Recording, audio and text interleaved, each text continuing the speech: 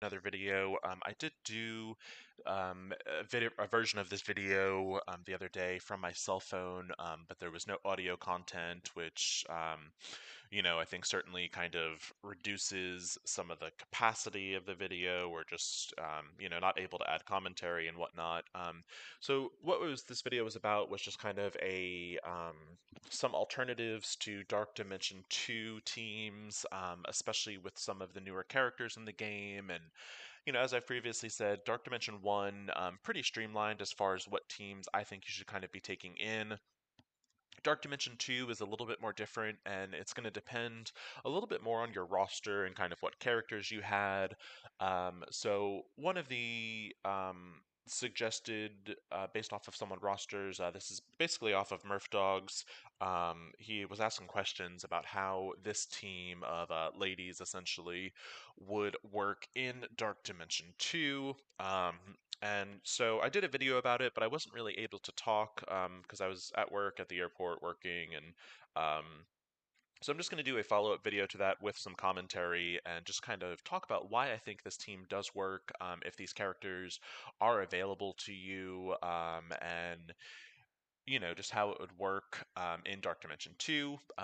If you were kind of focusing at the beginning of the video, I did do this in Dark Dimension 1.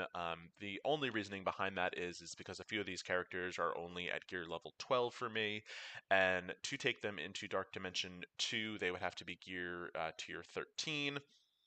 And I am just currently on my main account really focused on Dark Dimension 3.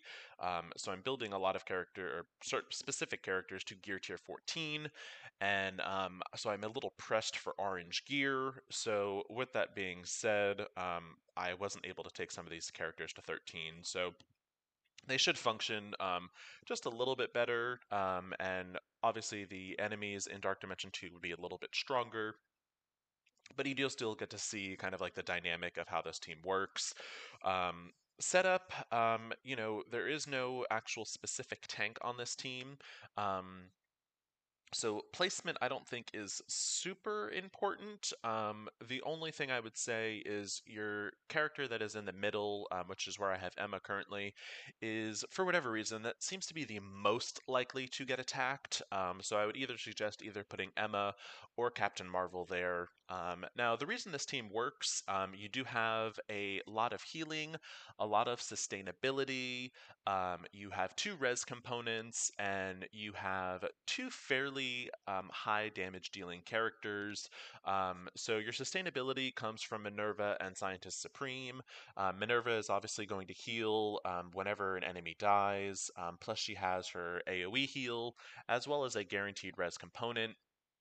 Scientist Supreme, same thing. She's going to heal, cause debuffs, and on her next turn, then she can cleanse the debuffs from your side while keeping the debuffs on the enemy side, and all those negative debuffs on your side become positive buffs.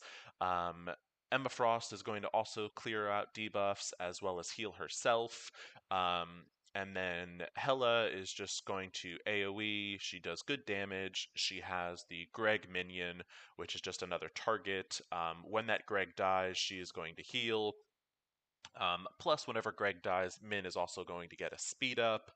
And then Captain Marvel is just, she's a powerhouse. She hits like a freight train, and it's just a really great character overall.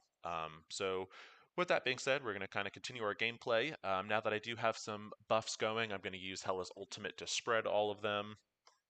And like I said, these characters are pretty overpowered for Dark Dimension 1, so you're not getting the full Dark Dimension 2 effect, but the mechanics of how this team works basically applies for any game mode. So, while it might take a little bit longer, depending on some of the luck. You do still have some things to combat that.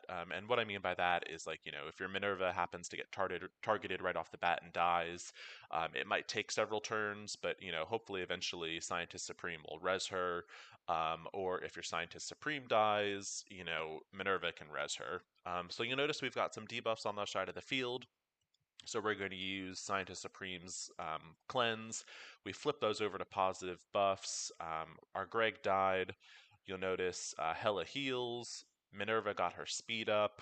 Um, And on top of it now, also with ISO 8, it really kind of changes the gameplay a little bit. And I honestly think going forward, Dark Dimension 2 and Dark Dimension 1 will be a lot easier, especially with characters that have ISO 8 on them. Um, so we're going to wrap up this fight. It shouldn't take too much longer. I have not worked on really synergizing this team as far as their ISO 8 working together as a team. If you do plan to take these characters into Dark Dimension 2, I would certainly suggest kind of modifying their structures a little bit. Personally, I would like Hela as a raider, Minerva and Scientist Supreme. Probably I would do as healers, and then Emma Frost. You could kind of go a couple of ways. You could either go skirmisher. You could go striker with her. Um, Depending on what you do with her is also going to depend on what you do with Captain Marvel. Captain Marvel, you could either do as a raider and really kind of up her crit chance, or you could do her as the striker. If you do Captain Marvel as the striker, I would then do Emma Frost possibly as the skirmisher. You could also do Emma Frost as a fortifier. Um, I don't like her as much for a healer just because she is a selfish healer and she really, for the most part, only heals herself. And I don't necessarily think that would be the best idea to take 3 healers into a Dark Dimension campaign. While it would certainly give you a lot more sustainability, it's going to make your fights just a lot longer. Um, and I personally don't have the patience for that. So I would either do Captain Marvel or Emma as your striker, and then depending on that, do the opposite for that character. So, like I said, if Emma was your striker, I would do Captain Marvel as a raider. Um, if Captain Marvel is your striker, I would do Emma as either most likely as a skirmisher or a fortifier. Um, so we're going to go in. We'll finish this up. And that just kind of gives you. I do currently have my Captain Marvel as a raider, so she does have that higher crit chance. You're going to notice, so we do have a lot of debuffs on the side, and it is not Scientist Supreme's turn, but one of the great things about Emma is she does clear all those debuffs, and she's going to cause slow for the entire rest of the side of the team. So this is just kind of a really good combination team. Dark Dimension campaigns, you really are going to want mechanics that debuff the enemy team while keeping your side buffed up, as well as you're going to want some sustainability, some revive abilities. Mainly again for Dark Dimension 1 and 2. Dark Dimension 3, it's a whole different beast and nightmare. But yeah, so this is kind of just the follow up playthrough. I'm going to switch this over to 3 and just kind of finish this fight up. And so that's kind of a little more in depth look at this team, whether or not they're viable for Dark Dimension 2, and just kind of my thoughts as I've been kind of playing through with them. Hopefully, this video is a little bit more helpful than that cell phone video that was really just kind of the fight with no context. So yeah, so that's it. Again, like I said, an actual Dark Dimension 2 fight would probably be just a little bit harder as those would be, slightly stronger characters, but the overall mechanics of how this team functions would still be the same. So I hope you found this video helpful. If you would like me to test out any other Dark Dimension 2 teams for you, certainly happy to do so. Just let me know the team roster and I will get a video out for you. So again, any specific questions you'd like to ask, feel free to reach out on Discord at Khaleesi, in-game Minicall, or Dracaris. As always, thank you so much for watching, and if you did find this video, please like and subscribe. Hope you have a good day, and thanks again for watching.